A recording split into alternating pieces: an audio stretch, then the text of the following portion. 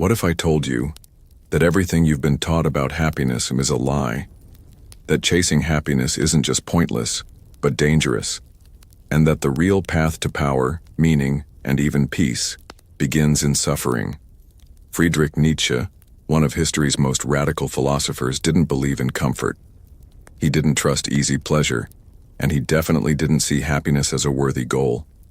In fact, Nietzsche believed that our obsession with happiness is what keeps us weak, distracted, and asleep.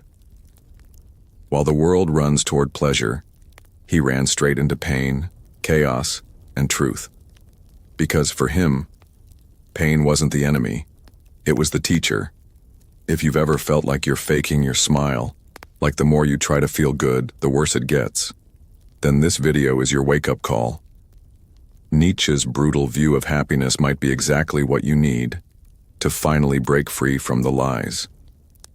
Friedrich Nietzsche was not a man who lived to make people feel better. He wasn't interested in shallow motivation or temporary comfort. He was obsessed with one thing: truth, no matter how painful, no matter how ugly. Born in 1844, Nietzsche was a German philosopher who challenged everything: morality, religion, culture, even the very idea of good and evil. He believed most people sleepwalk through life, chasing pleasure, avoiding pain, and calling it happiness. But to Nietzsche, that was a dangerous illusion. In his view, the pursuit of happiness makes people weak. It dulls their ambition. It kills their strength. And worst of all, it prevents them from becoming who they truly are. Nietzsche didn't write to comfort you. He wrote to shake your foundations, to tear down the illusions you've built around yourself. And if you've ever wondered why life still feels empty, even when things are good, Nietzsche would say it's because you're aiming too low. You weren't made to be happy. You were made to evolve. In this video, we're going to dive deep into Nietzsche's brutal truth about happiness, not just what he believed, but why he believed it, and how his radical view can reshape the way you live your life in 2025 and beyond. This won't be easy. You might even resist it. But that's exactly the point. As Nietzsche said, you must be willing to burn in your own flame. How could you rise anew if you have not first become ashes? In the modern world, happiness is everywhere. We're surrounded by books, podcasts, and influencers telling us how to be happy. Smile more, think positive, manifest your dreams. But behind all of that noise, a darker question waits. What if this obsession with happiness is exactly what's keeping us unfulfilled? Friedrich Nietzsche saw it coming over a century ago. Even in the 1800s, he could sense the rise of comfort culture, the growing desire to avoid pain, to avoid discomfort, to seek peace at all costs. He warned that this path would lead to a society of mediocrity, where people live not to become great, but simply to avoid suffering. Not to rise, but to float. Fast forward to 2025. We live in an age of dopamine. Quick pleasure is always one click away. Streaming platforms, delivery apps, dating swipes, social media likes. Everything is designed to keep us happy, or at least entertained. But Nietzsche would argue, that's not real happiness, that's sedation. He believed that the modern pursuit of happiness turns people into herd animals, obedient, comfortable, afraid of change. They follow whatever makes them feel good in the short term, and avoid anything that causes pain, effort, or growth. In his book Thus Spoke Zarathustra, Nietzsche introduced the concept of the last man. This is the modern human who avoids risk, avoids suffering, avoids greatness. He lives a safe, painless life, but it's empty. He is numb. He doesn't fall, but he never rises either. The last man is always happy. But Nietzsche didn't admire him. He pitied him, because a life without struggle, without danger, without challenge, is not a life worth living. Nietzsche believed that happiness had become a weapon used by society to keep people from waking up. Governments, religions, and cultures promise comfort in exchange for obedience. They tell you to be content with what you have, to avoid asking too many questions, to stay in line and smile. This is why Nietzsche hated the idea of happiness as a goal. He saw it as a trick, a distraction from the real purpose of life. To become, not to relax, not to be safe, not to feel good all the time, but to transform, to wrestle with your inner chaos, to confront the truth, even when it hurts, to rise above the herd and walk your own path alone if necessary. So, when people ask, why did Nietzsche reject happiness? The answer is simple. Because happiness, as the world defines it, is too small a goal for the human spirit. Happiness is not the goal, will to power. Nietzsche didn't believe that life should be measured by how happy you are. In fact, he saw that question, are you happy? As a trap. It reduces the complexity of human experience to a single emotion. For Nietzsche, the real driving force in life is not happiness. It is something far deeper, far more primal, the will to power. The will to power is not about controlling others. It's about mastering yourself. It's the raw inner drive to grow, to expand, to push beyond your limits, to become stronger, sharper, better, even if it hurts. Imagine a seed buried underground. It doesn't want to stay warm and cozy. It needs to break open, to split, to struggle through the dirt, just to reach the light. That pain is not the opposite of its nature. It's part of it. The same is true for humans. Your suffering is not proof that something's wrong. It may be the clearest signal that you're actually evolving. Nietzsche believed that those who pursue the will to power, those who embrace pain and keep moving forward, become something greater. They become creators of their own values. They break away from the herd. They become individuals in the truest sense. And here's the paradox. Those who pursue happiness rarely find it, but those who pursue power, who endure pain, face fear, and grow stronger, often discover a deeper kind of satisfaction. Not pleasure, fulfillment. Comfort is corruption. Comfort is seductive. It makes you feel safe. It makes you feel in control. But Nietzsche believed that comfort, over time, becomes a form of corruption. When you stop facing discomfort, you stop growing. When you stop growing, you start decaying, mentally, physically, spiritually. This is why Nietzsche admired the figure of the warrior. Not because of violence, but because a warrior welcomes pain. A warrior steps into the unknown. A warrior doesn't need comfort. He needs a worthy battle. Now think about our modern world. Most of our technology is designed to remove effort. Instant delivery, voice commands, AI to write your thoughts. You don't even have to stand up to turn off the lights anymore. We are building a world where effort is optional. And Nietzsche would say, that's terrifying, because if there's no struggle, there's no strength. And without strength, what are we becoming? Nietzsche saw this comfort-seeking behavior as a slow suicide of the soul. People become dull, passive, unable to think deeply or act courageously. They become slaves to routine, addicts to ease. He called this the danger of soft morality, a world where being gentle, tolerant, and easygoing is praised above all else, even if it means suppressing your true self, your true fire. To Nietzsche, true morality meant living with tension, facing your demons, wrestling with chaos, not avoiding it. Struggle creates meaning. Perhaps Nietzsche's most powerful idea is this: meaning comes from struggle, not from pleasure, not from security, but from facing the darkness and rising anyway. He believed that life is suffering, and that's not a pessimistic view. It's an honest one. And once you accept that suffering is inevitable, you stop fearing it. You stop asking, how can I avoid pain? And start asking, what is this pain trying to make me? This is where real transformation begins. Nietzsche admired those who didn't run from suffering, but used it. He called them creators, people who take their pain and build something new, a new mindset, a new vision, a new way of life.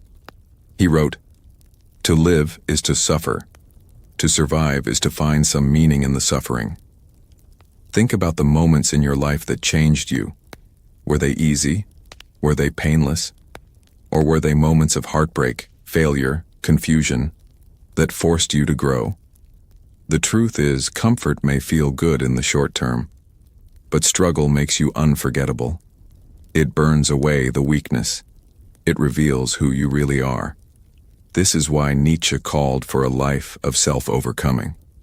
To become someone greater than who you were yesterday, again and again. Not once, not twice, but forever. Fake happiness is dangerous. One of Nietzsche's harshest criticisms was toward false happiness, the kind that's sold to us by society, religion, and pop culture. He believed that most people don't want truth. They want reassurance. They want to be told they're good, they're enough, they're perfect as they are. And they'll do anything to maintain that illusion, even if it means living a lie. Nietzsche called this slave morality. It's the mindset of people who don't want to change. They just want to feel good. They redefine weakness as kindness, passivity as virtue, fear as humility. And worst of all, they teach others to do the same. He saw this in religion, where suffering is glorified, individuality is suppressed, and the goal is obedience, not excellence. He saw it in democracy, where people are treated as equal, but in reality everyone is expected to follow the crowd. And he saw it in modern life, where success is measured by smiles and followers, not by strength or truth. But Nietzsche didn't want people to feel better. He wanted them to become stronger. And that means letting go of fake happiness, letting go of the need to be liked, letting go of shallow peace, and instead, embracing the chaos inside you, not to destroy you, but to build you, because only when you face the darkest parts of yourself can you rise with something real. It's one thing to understand Nietzsche's ideas. It's another thing to live them. So how can you apply Nietzsche's brutal truth about happiness in your real, everyday life, without becoming a hermit or a cynic? Let's break it down. 1. Stop chasing happiness. Start chasing growth. The next time you're unhappy, don't ask, "How do I feel better?" Ask, "What is this pain trying to teach me?" Nietzsche would argue that pain is not a problem. It's a message. It means something in your life is misaligned or it's time to evolve. Instead of numbing that pain with distractions, lean into it, explore it, write it down, sit with it, because the moments you want to run from are often the exact moments that are shaping you. 2. Choose hard things on purpose.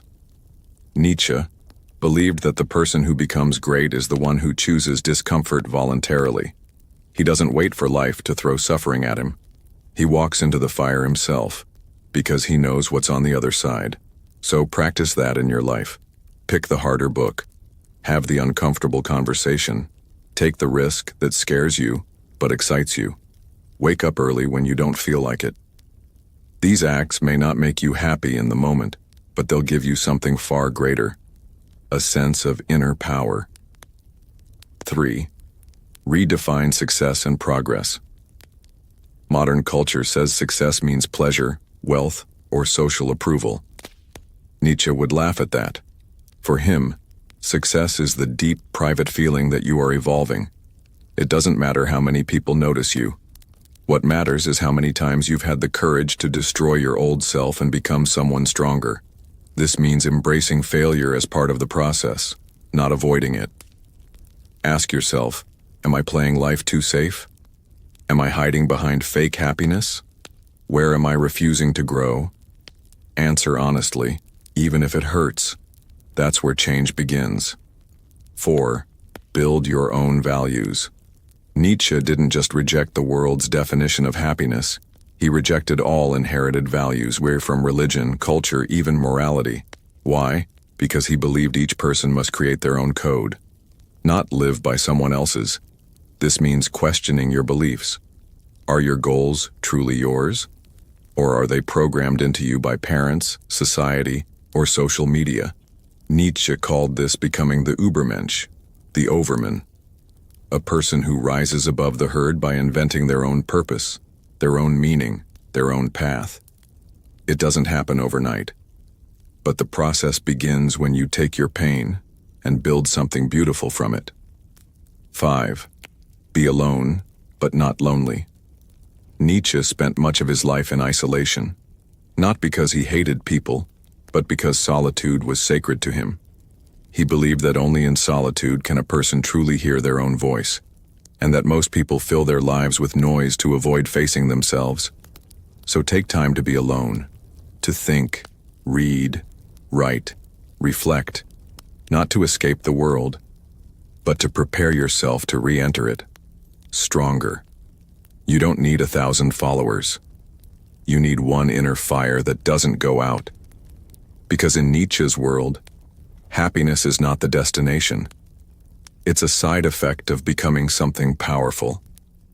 And that journey, uncomfortable, brutal, beautiful, is the real reward. By now, one thing should be clear. Nietzsche didn't come to make you feel better. He came to wake you up. Here are the key takeaways from everything we've explored. 1. Happiness isn't the point. The modern world worships happiness. Nietzsche rejected that. He believed the goal of life isn't to feel good. It's to become great. And that often means walking through discomfort, not away from it. 2. Pain is not your enemy. Struggle, pain, and even suffering, they're not signs of failure. They are the path to strength. Every powerful transformation is born in discomfort. 3. Comfort can kill you. Slowly. What feels safe today might be making you weaker tomorrow. Nietzsche warned that the pursuit of comfort turns people into obedient, dull, and forgettable beings. You weren't born to be cozy. You were born to be dangerous, to stagnation, to falsehood, to mediocrity. 4. Create your own values. Nietzsche didn't want you to follow his rules. He wanted you to create your own, to look at your life, your past, your scars, and ask, what do I truly believe in? That's how you become free, not by being told what's right, but by choosing it, consciously, with courage.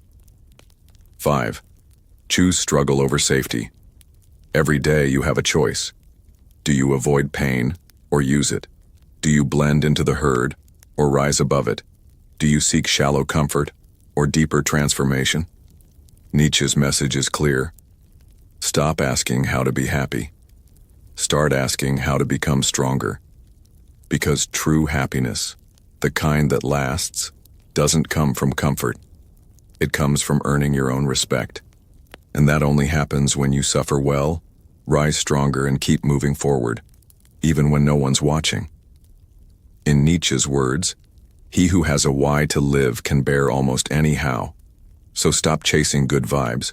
Find your why, walk into the fire, and become what only you can become. If this video challenged how you think about happiness, good. That's exactly what Nietzsche wanted.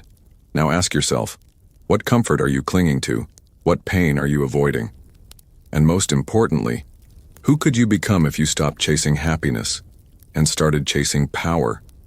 Because the truth is, the modern world wants you soft, distracted, comfortable, quiet. But you weren't built for that. You were built to struggle beautifully, to rise through suffering, to transform pain into purpose. So if you're ready to think deeper, push further, and break away from the herd, you're in the right place. Subscribe now, because we're just getting started, and in a world of soft lies, you need hard truths more than ever.